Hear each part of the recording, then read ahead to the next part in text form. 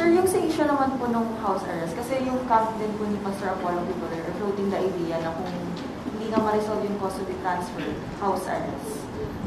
Just want to ask, pag ganun po ba, sir, kasi normally yung mga lawmakers yung bibigyan ng mga ganun privilege, open din ba yun, sir, sa mga kumbaga hindi naman lawmakers,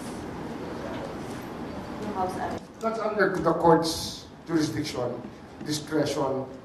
But as far as I remember, yung mga binibigyan ng house arrest, yung mga hindi nag-resist o kaya pumayag kagad na maaresto. Yung mga nanago at nagpahirap sa gobyerno, madalang tayo nagbigay ng house arrest ng mga taong ganito. Kaya ito, talaga nasa korte yan. Marahil, may mga kaso rin kung nagkasakit, nagkaroon ng karamdaman, pinagbibigyan din magkaroon ng house arrest. Pero this is really something that we're not ready to discuss because it is within the court's ambit. Hindi tayo ang dapat sumagot sa bagay na ito.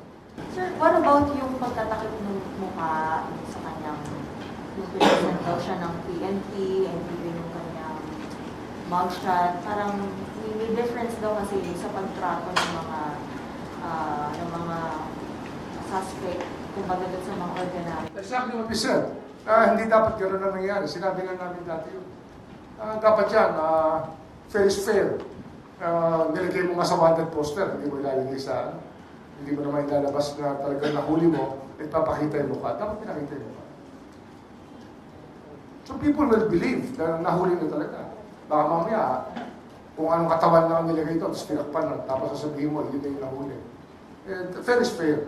Dapat makita ng tao, masatisfy ang tao, siya talaga yung under custody.